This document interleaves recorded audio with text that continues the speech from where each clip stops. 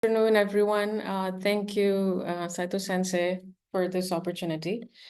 So essentially today, the idea of this presentation is quite simple. It is that we are facing global interconnected challenges in a polarizing world, in a fragmented world, and polarized and polarizing societies, and we need bridges, we need places and approaches to connect, and how we can do it, and what may be the role of Japanese universities.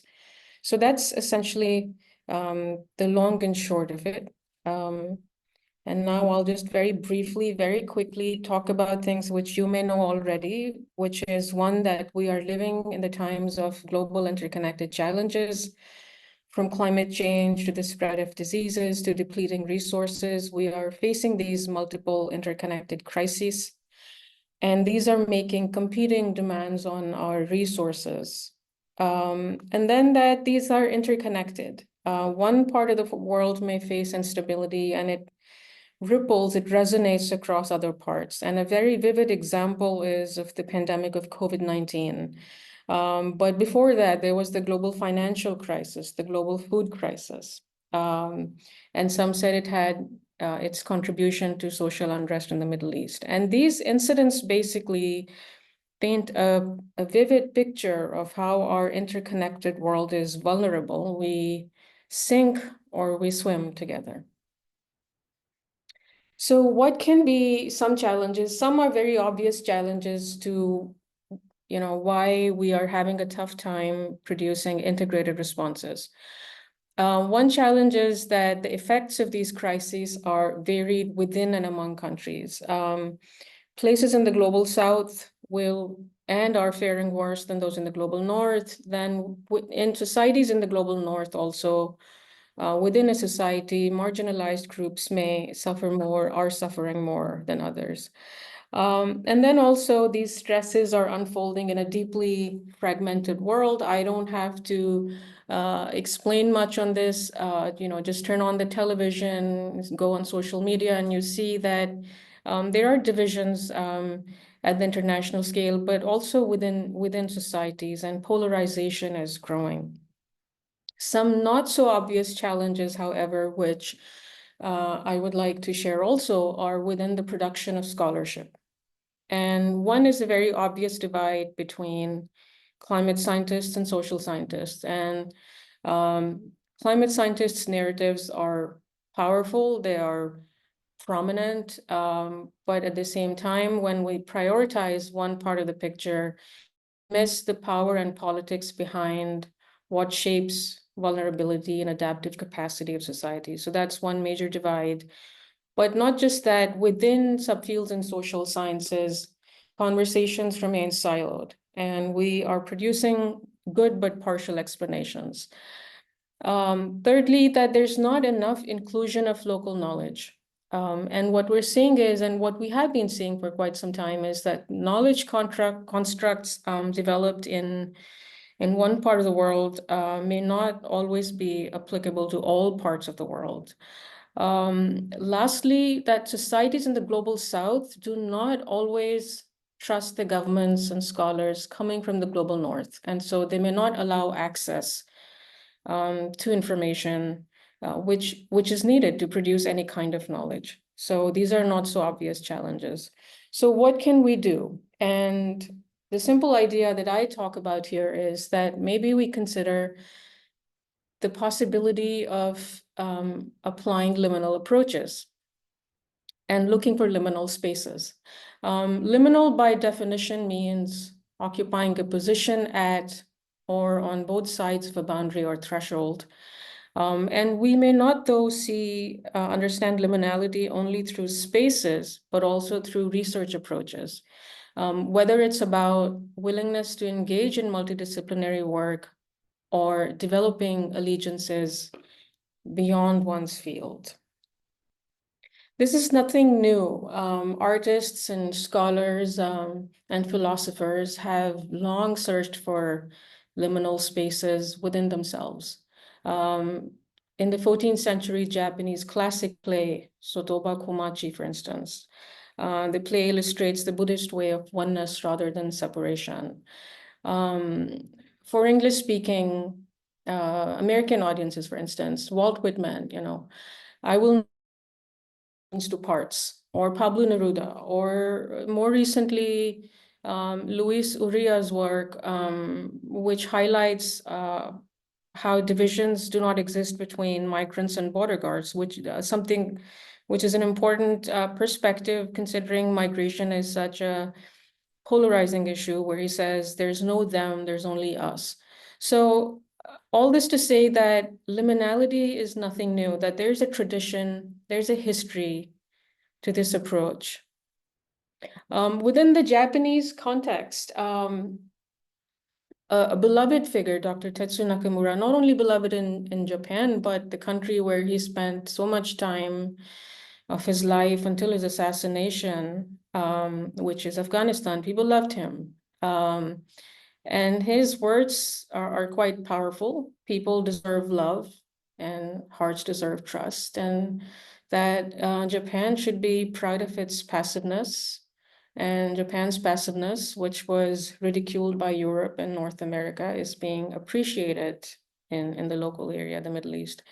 And I thought this perspective was interesting and powerful, considering that the work that he was doing was, development work with the help of communities.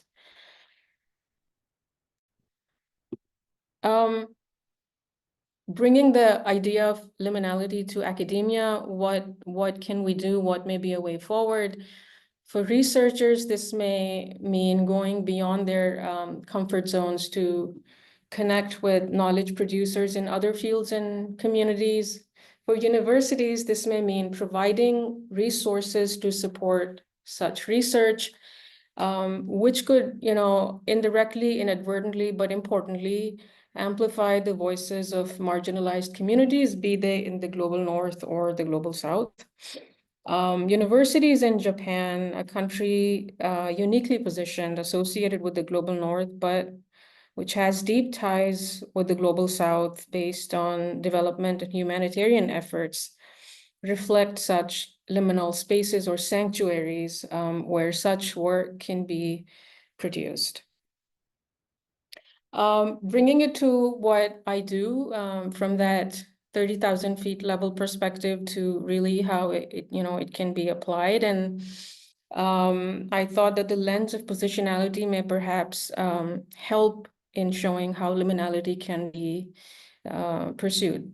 So positionality, as most of you may know, is how we are seen and how we may act based on our social location.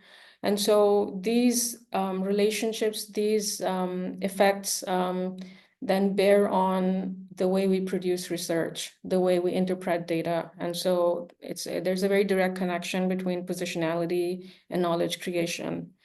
In terms of my positionality, as a woman, I was born in Pakistan, a country in the global south, educated and worked in the global north. I got my most of my graduate education in the US, and then I've been working in Japan. And my research is in some of the most economically depressed communities in the global south. And so a liminal approach, bridging divides, that's something which has helped me. Being a woman has also helped me in my field work. When I go, women from all walks of life are able to approach me and share their perspectives. Something I think I have an advantage, maybe an unfair advantage, or maybe a source of support, depending on how we look at it. This positionality has also helped me in the way I produce research, in the sense that I can relate, perhaps there's solidarity with concerns of people in the global south. I also don't see them, I'm able not to see them through this telescopic gaze, as places of threat or hopeless misery, but having that experience, being born and raised there, I see them as spaces and people possessing agency and situated knowledge, which is of value. And then being able to work in the global north, I'm lucky that I can relay my experiences here.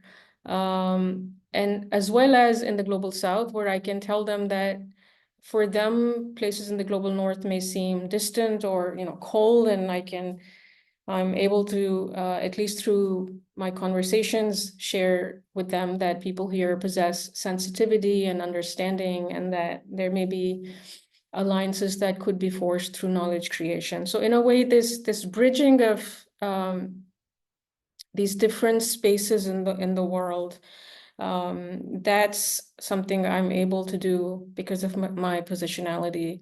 And then co-creating knowledge with the support of people in both spaces. So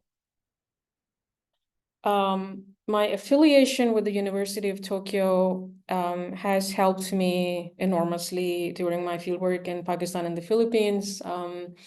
In both countries, people found it easier to trust and collaborate with me on account of my association with a Japan-based university. And that's also alluding to the larger legacy of Japan-based development organizations, which is of goodwill within local contexts. There's this quiet and non-partisan kind of professionalism, which people are aware of in local contexts. And so that translates into goodwill, which then translates into trust towards someone coming from a Japanese university. There's some examples from my research. So one of the things that, one of the original slides which talked about the global interconnected nature of stresses. So one part of that is water stresses, which is what I focus on. And so we see that, this picture on the right shows you the current and future heat and water stresses all over the world. On the one hand, people living in cities are experiencing the burdens of climate change, but on the other, the growing urban needs are drawing resources away from cities to build urban environments. And so they're placing enormous burdens on people living in rural spaces and urban hinterlands. And so water stresses are one such example. So the way to do it, the way I've been able to do it, is to co-produce knowledge on the topic with local communities. So what I've done is I've been able to talk to low-income communities through focus group discussions, which have been facilitated by local scholars and NGOs. And that has helped in conducting household surveys and semi-structured interviews. And then my original approach of seeing people not as passive victims, but individuals with agency has sensitized me to see, how they survive in everyday tough circumstances. And so this approach has led to the insights that urban water issues, especially when we talk about them in global frameworks, we frame them within, the lack of technical know-how or incompetence and corruption, which is partly true, but another part is that these are deeply political issues. Who doesn't get water, who gets water how, is something related to local power politics. And so unless we understand how these places are unequally shaped over time, we cannot be predicting what may happen in the future, in the long term or the short term. I mean, we can, but unless we know how the present is shaped and how it's connected with the past, our understanding of the future may be incomplete. So there's one such example. This is water inequality and informality in Metro Manila, a case study. On the right-hand side, you see a picture of a community. This is an urban poor community. They experience water shortages at an everyday basis. And so urban communities within themselves took it upon them when I was able to approach them through the help of a local NGO. They wanted to participate in this and help in knowledge generation. So I was able to produce this work with the help of the urban community. And being a Japan-based scholar helped.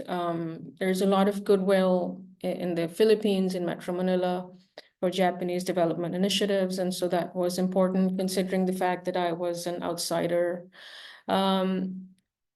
At the same time, another interesting thing for me as an outsider was to question things which were considered ground realities by my collaborators and even urban communities, and perhaps being an outsider, not so aware of what is what, I was able to ask questions. So one question was, why is the government not helping you?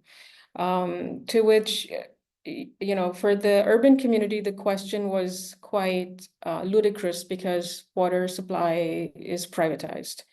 But the question, though, even if the water supply is privatized, is pertinent because it comes from our idea of, the state-society social contract. Ideally, the governments are supposed to be helping the citizens. But in this case, the communities were supposed to earn their right to water. And that inequality, that inequity is hidden, right? These are very poor people, barely able to make ends meet, and they're expected to either form a water cooperative or somehow have enough money to go and find formal housing, and then they get formal water supply. So if you don't have that kind of resources, what do? You resort to makeshift resources, and one of them is this. This is an informal settlement in Metro Manila. The red parts here that you see are basically informal water providers. The blue parts are the formal water pipelines. Now, these people living in this settlement are unable to get water through formal means because they're not entitled by law. So what they do is then buy water from these informal water providers, some of them being good-natured neighbors, and others can be a bit shady and employ tactics of violence against their competitors or those who are unable to pay for water. Now, this kind of information is this is invisible, this is rendered invisible in technical maps, because on a technical formal map, you will see that even an informal community has piped water supply. But when you dig deeper, you find that there's a lot of inequality. There's this invisibility of everyday water shortage. It's not a fact of God. This is a shortage created by policies. And people who are not able to get water is because of the fact that they're poor and they're living in these informal settlements. So this kind of knowledge, being able to connect urban poor communities with academic theory formation, which can then be shared with policymakers, is something which is made possible through these alliances. Another example is Karachi, Pakistan. So I'm not sure how many would be familiar with impressions of Karachi, but in the post 9/11 world, Karachi became known as one of the most dangerous places in the world. I think mainly because of the fact that the American journalist Daniel Pearl was kidnapped and unfortunately killed in Karachi, and then also Al-Qaeda and Taliban operatives would slip in and out of Karachi. This being a very big city, more than 20 million people, contributing a quarter of Pakistan's GDP.